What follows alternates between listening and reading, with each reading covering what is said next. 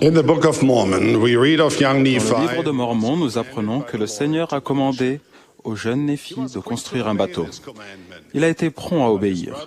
Mais ses frères, eux, étaient sceptiques. Lorsque mes frères virent que j'étais sur le point de construire un bateau, écrit-il, ils commencèrent à murmurer contre moi, disant, « Notre frère est un insensé, car il pense qu'il peut construire un bateau. Oui, et il pense aussi qu'il peut traverser ces grandes eaux. » Mais Néphi ne se découragea pas. Il n'avait aucune expérience de la construction de bateaux, mais il avait un fort témoignage personnel que le Seigneur préparerait la voie pour qu'ils puissent accomplir ce qu'il leur commandait. Animé par ce fort témoignage et une grande motivation, Néphi a construit un bateau dans lequel ils ont traversé les grandes eaux, en dépit de la grande opposition manifestée par ses frères dépourvus de foi. Je vais vous faire part d'une expérience que j'ai eue dans ma jeunesse, illustrant la force des motivations justes. Après la tourmente de la Seconde Guerre mondiale, ma famille s'est retrouvée en Allemagne de l'Est, sous occupation russe. Quand j'étais au cours élémentaire, j'ai dû apprendre le russe. C'était la première langue étrangère que j'apprenais à l'école. Je trouvais cela relativement difficile, en raison de l'alphabet cyrillique, mais avec le temps, j'ai commencé à me débrouiller. Quand j'avais 11 ans, nous avons dû quitter l'Allemagne de l'Est du jour au lendemain, en raison des convictions politiques de mon père. J'allais maintenant dans une école d'Allemagne de l'Ouest, qui, à cette époque, était sous occupation américaine. Là-bas, tous les enfants devaient apprendre l'anglais et non le russe. Apprendre le russe avait été difficile, mais l'anglais me semblait impossible. Je pensais que ma bouche n'était pas faite pour parler l'anglais. Mes professeurs avaient du mal, mes parents avaient du mal. Je savais que l'anglais n'était absolument pas une langue pour moi. Mais quelque chose a changé dans ma jeune vie. Presque tous les jours, j'allais à vélo à l'aéroport et je regardais les avions décoller et atterrir. Je lisais, étudiais et apprenais tout ce que je trouvais sur l'aviation. J'avais l'ardent désir de devenir pilote. Je me voyais déjà dans la cabine de pilotage d'un avion de ligne ou de chasse. Je ressentais au plus profond de mon cœur que j'étais fait pour ça. Puis, j'ai appris que pour devenir pilote, il me fallait parler anglais. Du jour au lendemain, à la surprise de tous, on aurait dit que ma bouche avait changé. J'ai été capable d'apprendre l'anglais. Il m'a fallu beaucoup de travail, de constance et de patience, mais je suis arrivé à apprendre l'anglais. Pourquoi? Parce que j'avais une motivation forte et juste. Il est évident que nos motivations et nos pensées influencent nos actions. Le témoignage de la véracité de l'Évangile rétabli de Jésus-Christ est la force de motivation la plus puissante dans notre vie. Jésus a mis l'accent à maintes reprises sur le pouvoir des bonnes pensées et des motifs justes. Tournez-vous vers moi dans chacune de vos pensées. Ne doutez pas, ne craignez pas. Le témoignage de Jésus-Christ et de l'Évangile rétabli nous aidera à mieux comprendre le plan précis de Dieu pour nous et à agir en conséquence. Il nous donne l'assurance de l'existence, de la vérité et de la bonté de Dieu, des enseignements et du sacrifice de Jésus-Christ et de l'appel divin des prophètes des derniers jours. Notre témoignage nous motive à mener une vie juste, et le fait de mener une vie juste fera grandir notre témoignage. Qu'est-ce qu'un témoignage? Pour les membres de l'Église de Jésus-Christ des Saints des derniers jours, le mot témoignage évoque quelque chose d'agréable et de familier dans notre croyance, quelque chose de doux et de cher à nos yeux. On lui donne toujours un caractère sacré. Lorsque nous parlons de témoignage, nous faisons davantage référence aux sentiments de notre cœur et de notre esprit qu'à l'accumulation de preuves logiques et vaines. C'est un don de l'Esprit, un témoignage du Saint-Esprit concernant la véracité de certains principes. Un témoignage est la connaissance certaine ou l'assurance donnée par le Saint-Esprit de la véracité et de la divinité de l'œuvre du Seigneur dans ces derniers jours, Un témoignage est la conviction permanente, vivante, émouvante des vérités révélées dans l'Évangile de Jésus-Christ. Lorsque nous rendons témoignage, nous déclarons la vérité absolue du message de l'Évangile. À une époque où de nombreuses personnes perçoivent la vérité comme quelque chose de relatif, la déclaration d'une vérité absolue n'est ni très populaire, ni politiquement correcte, ni opportune.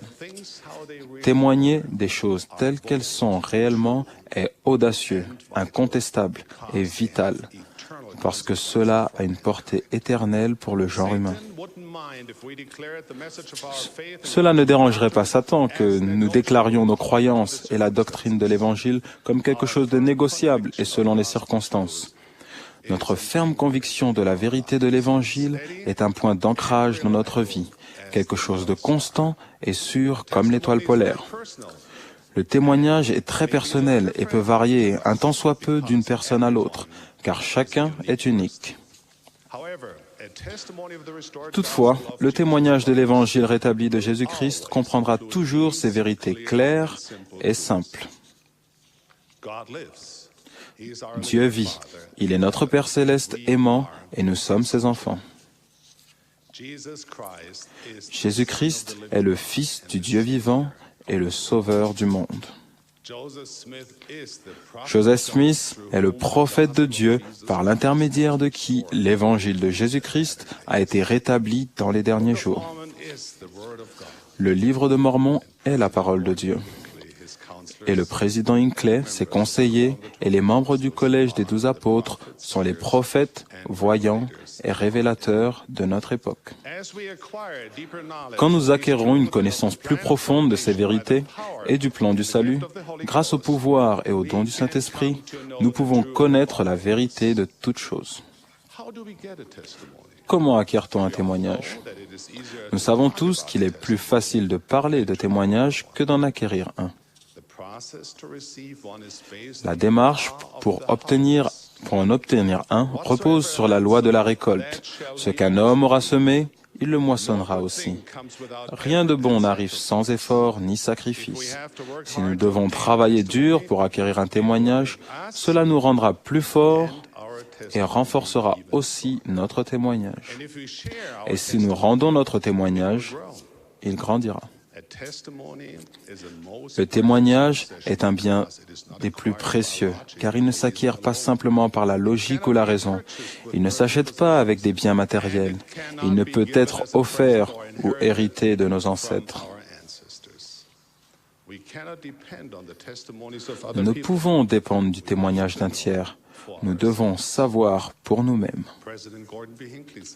Le président Hinckley a dit, « Chaque saint des derniers jours a la responsabilité de savoir personnellement et sans nul doute possible que Jésus est le Fils ressuscité et vivant du Dieu vivant. »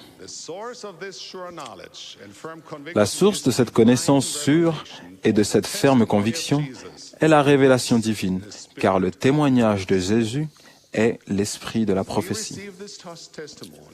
Nous acquérons ce témoignage lorsque le Saint-Esprit parle à notre esprit. Nous recevrons une conviction sereine et inébranlable qui sera la source de notre témoignage et de notre conviction, quelle que soit notre culture, notre race, notre langue ou notre milieu socio-économique. Les murmures de l'esprit, non la seule logique humaine, seront les véritables fondements sur lesquels notre témoignage sera établi. L'essence de ce témoignage sera toujours la foi en Jésus-Christ et la connaissance de sa mission. Jésus dit dans les Écritures de lui-même, « Je suis le chemin, la vérité et la vie. » Comment acquérir alors un témoignage enraciné dans le témoignage du Saint-Esprit? Les Écritures nous l'expliquent. Premièrement, avoir le désir de croire. Le livre de Mormon nous donne cette exhortation. Si vous voulez vous éveiller et donner de l'essor à vos facultés, jusqu'à faire l'expérience de mes paroles et faire preuve d'un tout petit peu de foi, oui, même si vous ne pouvez faire plus que désirer croire. Certains diront, « Je ne peux pas croire, je ne suis pas croyant. » Songez un instant au fait que Dieu nous promet son aide, même si nous n'avons que le désir de croire. Toutefois, ce dernier doit être réel et non fin. Deuxièmement, étudiez les Écritures. Posez-vous des questions, examinez-les, cherchez des réponses dans les Écritures. Une fois de plus, le livre de Mormon est de bons conseils. Or, si vous faites de la place pour qu'une semence puisse être plantée dans votre cœur par l'étude diligente de la parole de Dieu, la bonne semence commencera à gonfler dans votre sein si vous ne la chassez pas par votre incrédulité. Cette bonne semence commencera à vous épanouir l'âme et à vous éclairer l'intelligence. Troisièmement, faites la volonté de Dieu. Respectez les commandements. Il n'est pas suffisant de prendre part à un débat d'érudits pour savoir par nous-mêmes que le royaume de Dieu a été rétabli sur terre. L'étude en dilettante n'est pas suffisante non plus. Nous devons agir par nous-mêmes, ce qui veut dire que nous devons étudier et ensuite faire la volonté de Dieu. Nous devons aller au Christ et suivre ses enseignements. Le Sauveur a enseigné, « Ma doctrine n'est pas de moi, mais de celui qui m'a envoyé. Si quelqu'un veut faire sa volonté, il connaîtra si ma doctrine est de Dieu ou si je parle de mon chef. » Il a dit, « Si vous m'aimez, gardez mes commandements. » Quatrièmement, méditez, jeûnez et priez. Pour être instruits par le Saint-Esprit, nous devons faire la demande à notre Père Céleste. Nous devons croire que Dieu nous aime et qu'il nous aidera à reconnaître les murmures du Saint-Esprit. Le livre de Mormon nous rappelle, lorsque vous lirez ces choses, souvenez-vous combien le Seigneur a été miséricordieux envers les enfants des hommes depuis la création d'Adam jusqu'au moment où vous recevrez ces choses, et méditez cela dans votre cœur. Demandez à Dieu, le Père éternel, au nom du Christ, si ces choses ne sont pas vraies, et si vous le demandez d'un cœur sincère, avec une intention réelle, et en foi au Christ, il vous en manifestera la vérité par le pouvoir du Saint-Esprit. Le prophète Alma a dit, « Je vous témoigne que je sais que ces choses dont j'ai parlé sont vraies. Et comment, selon vous, sais-je qu'elles sont certaines?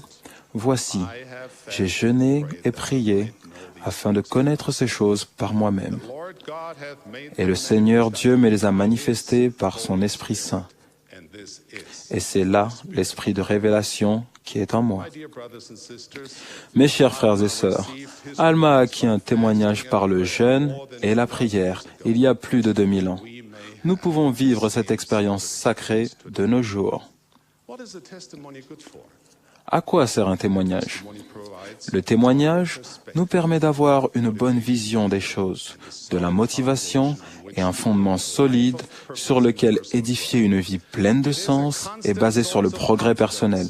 C'est une source constante d'assurance, un compagnon fidèle et loyal dans les bons moments comme dans les mauvais. Le témoignage nous donne une raison d'espérer et d'être joyeux. Il nous aide à cultiver un esprit d'optimisme et de bonheur et nous permet de nous réjouir de la beauté de la nature. Le témoignage nous donne l'envie de choisir le bien en tout temps et en toutes circonstances. Il nous donne le désir de nous rapprocher de Dieu, qui pourra, à son tour, s'approcher de nous. Notre témoignage personnel est un bouclier protecteur qui, semblable à la barre de fer, nous conduit sains et saufs hors des ténèbres de la confusion. Grâce à son témoignage, Néphi a eu le courage de ses opinions et a pu être compté parmi les personnes qui obéissent au Seigneur. Il n'a ni murmuré, ni douté, ni eu peur, quelle que soit la situation.